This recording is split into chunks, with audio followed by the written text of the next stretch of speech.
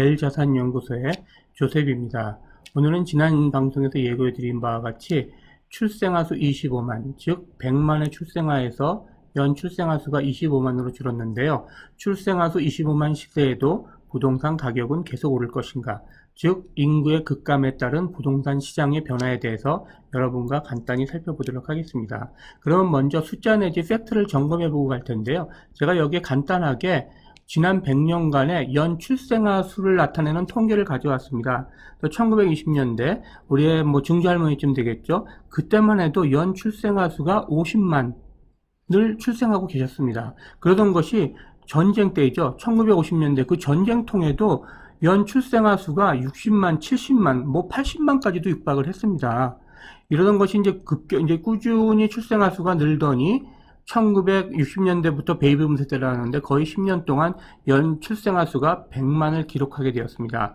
그러던 것이 1970년에 100만대를 기록하던 것이 71년 후에는 출생아 수가 연 90만, 80만, 70만, 60만, 50만, 40만 이렇게 떨어지다가 2019년에는 연 출생아 수가 30만대로 내려왔고요. 이 하나의 전환점이 되는 시점이 있는데 그것이 바로 2020년이 되겠습니다. 2020년에는 연 출생아 수가 20만대니 27만으로 떨어졌는데 이해에 와서 비로소 출생자 수 대비 사망자 수를 덧셈과 뺄셈을 해보니 최초로 우리나라 인구가 감소하기 시작한 것입니다. 그러던 것이 21년, 22년에 계속해서 출생아 수는 줄다 보니 작년에는 우리 전체 인구가 12만 명이나 감소했고 올해는 그 감소수가 15만 명을 훌쩍 넘을 것 같습니다. 그래서 우리가 여러분들 우리 할머니들의 그 합계 출산율은 6.59명이다. 한 명의 할머니가 한 명의 여성분이 7명의 아이를 낳았는데 그러던 것이 한 명도 못 낳는 0.7%대로 떨어졌다. 이렇게 얘기하니까 우리가 심각성을 못 느끼는데요. 자, 100만이던 연 100만이던 출생아 수가 25만으로 떨어졌다. 자, 이렇게 얘기하면 우리가 얼마나 심각한 인구 감소의 문제를 겪고 있는지 여러분 피드로 느끼겠죠. 자, 그런데 이렇게 부동산 아이들이 출생아 수가 급격히 감소는 했지만 그나마 그래도 인구의 급격한 감소를 그나마 막아준 것이 무엇이냐면 바로 기대 수명의 증가가 되겠습니다. 즉 평균 수명이 꾸준히 올라왔는데요. 1920년대만 하더라도 30살 정도밖에 안 되던 평균 수명이 1950년에 6.7세 그러던 것이 우리가 이제 1970년대에 들어와서는 비로소 평균 수명 60세 시대에 다다르더니 2020년에는 83.5세 즉 거의 이제 90세를 바라보고 있죠. 그래서 60세 정도 되던 평균 수명이 기대 수명이 90세가 되다 보니 그나마 반의 반토막이 난 출생아 때문에 인구가 급격히 감소하는 것을 그나마 막아줬다고 볼 수가 있겠습니다. 자, 그래서 이렇게 출생아 수와 부동산 가격에 대해서 알아보고 있는데요. 그렇다면 이 출생아 수가 왜 이렇게 급감하게 됐을까요? 저는 크게 많은 이유가 있겠지만 크게 두 가지 이유 때문에 출생아 수가 급감하고 아이를 낳지 않는 사회가 됐다고 보는데요. 그것은 바로 여러분들도 아시겠지만 부동산 가격이 너무 지나치고요. 과도하게 교육비에 투자하며 경쟁을 하기 때문에 아이를 낳고 키우고 살기가 힘들어진 사회 내지는 환경이 되었다는 겁니다. 그러다 보니 취업하기도 힘들고요.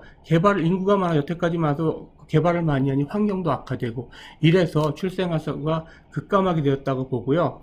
이러한 출생아 수가 급감해서 계속 진행되지 않습니까? 그러면 출생아 수가 계속 늘었거나 인구가 계속 늘던 때에서 출생아 수가 급감해서 인구가 주는 그 상황에서는 부동산 시장에 어떠한 일이 벌어질까요?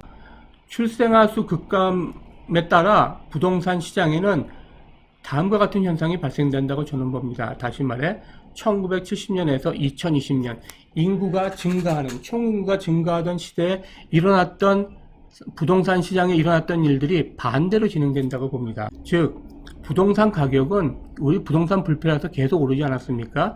반대로 부동산 가격은 점차적으로 하락할 거고요. 교육비도 인구가 줄다 보니 하락하고 취업난도 개선이 되고 개발도 자제하고 안 하다 보니 환경도 개선이 되겠죠. 그리고 또 재밌는 것은 주거 환경의 저층화가 이루어질 것이라고 봅니다. 우리가 땅은 한정되어 있는데 인구가 느니까 빌딩을 올리고 위로 올라갔죠. 그랬던 것이 이제 인구가 줄어드니까 점점 낮은 건물로 또 그래서 하다 보니까 단독주택 비율이 증가할 것이라고 보고요. 우리가 그 부동산 가격이 급격히 오를 때에는 오래된 건물, 즉 재건축 이슈가 있는 곳은 되려 오래된 아파트임에도 불구하고 가격이 오르는 기인한 현상이 있었는데요. 이것은 사실 정상적인 것이 아닙니다. 여러분, 땅은 고정되어 있고 변하지 않는 것인데 거기에 새 건물이 있어야 비싸지 어떻게 헌 건물이 비쌀 수가 있겠습니까? 이건 급격한 부동산 시장의 가격 상승으로 일어난 기현상인데, 정상화돼서 오래된 건물은 가격이 하락되는, 상식에 맞는 부동산 가격의 형성이 된다고 볼 수 있겠습니다. 그리고 이것은 이제 이미 일본에는 발생한 일인데요. 우리나라 급격한 인구가 증가되다 보니까 분당과 일산과 같은 신도시를 만들었듯이 일본도 그러했는데요. 인구가 먼저 인구의 노령화와 인구 감소를 겪다 보니까 그러한 일산과 분당과 같은 일본의 신도시가 빈 신도시가 돼가고 있다는 것입니다. 또는 비지는 않더라도 그냥 소수의 노인들만 사는 그러한 노인 실버타운 곳이 돼버렸다는 것이죠. 그리고 또한 서울 불패라고 얘기하지만 강남과 강북에도 인구 감소에 따른 영향을 피할 수가 없어서 주요한 이슈가 있거나 사람들이 몰리는 곳은 계속 사람이 좀 더 몰리고 인구도 올리고 부동산 가격이 상승할 수도 있겠지만 결국에는 부분적으로 여기저기 공동화 현상이 일어나서 출생아 급감에 따라 부동산 시장은 1970년에서 2020년까지 진행됐던 상황이 반대로 진행될 것이라고 저는 예상해 보겠습니다. 그래서 이제 언젠가는 이렇게 인구가 계속 내려가지는 않죠. 어느 시점에 가면 프랑스가 그랬듯이 인구는 다시 증가하게 되어 있는데요. 그러면 이 출생아 수가 다시 증가하면은 물론 이제 부동산 가격도 상승하고 회복할 것인데요. 자, 출생아 수와 그럼 이자율의 하락은 이 부동산 가격 내지 시장에 어떠한 영향을 주게 될까요? 자, 여기에 제가 한번 그래프를 좀 그려보겠는데요.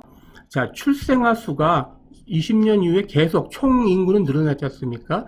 출생아 수가 늘다 보니 부동산 가격은 계속해서 올라왔습니다. 약간의 부침은 있었죠. 때에 따라서. 하지만 계속 오르던 것이 1920년에 총 인구가 줄어들기 시작했고, 그렇다면 약간의 부침은 있겠지만 결국에는 떨어지게 될 것입니다.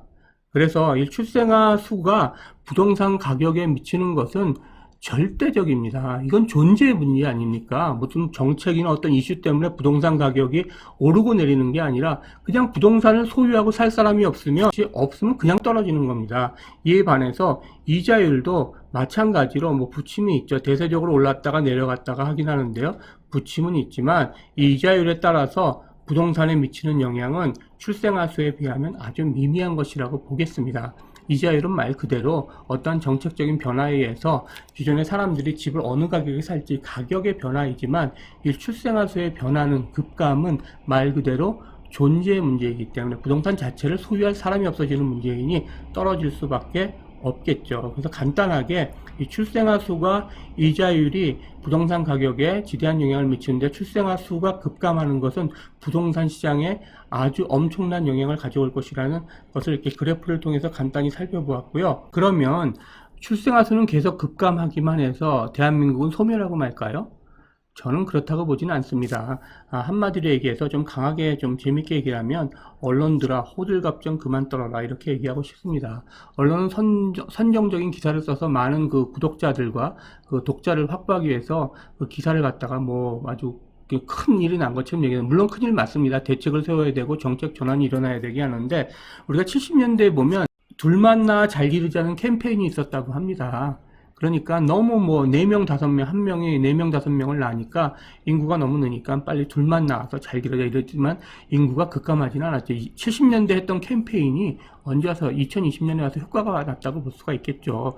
그리고 프랑스 등 유럽 국가의 출산율이 회복이 됐죠. 우리나라도 결국에는 이렇게 인구가 감소하고 그 교육 여건이나 부동산 여건이 나아지면 다시 출산율은 회복을 하게 될 것입니다. 그렇지만 출산율이 회복하고 출생아 수가 늘긴 하겠지만 그렇게 과거와 같이 급격히 늘지는 않겠죠. 그래서 여러분이 이자율이 언제 떨어지는지가 부동산 가격이 오를 기점이 되기 때문에 굉장히 중요한 시점이 되겠죠. 이것은 단기적인 상황에 있어서 부동산의 상승 차익을 볼 때 그렇지만 장기적으로 봤을 때는 우리가 인구가 다시 증가하는 어느 시점이 있겠죠. 지금 0.7%대로 떨어진 합계 출산율이 회복되면서 올라가는 시점에 장기적인 부동산 투자로 나가시면 부동산 가격의 상승의 효과를 볼 수 있을 거라고 생각합니다. 시청해 주셔서 감사하고요. 구독, 좋아요, 댓글, 알람을 설정해 주시면 더 좋은 방송으로 다음 시간에 찾아뵙도록 하겠습니다. 이상 L자산연구소의 조셉이었습니다.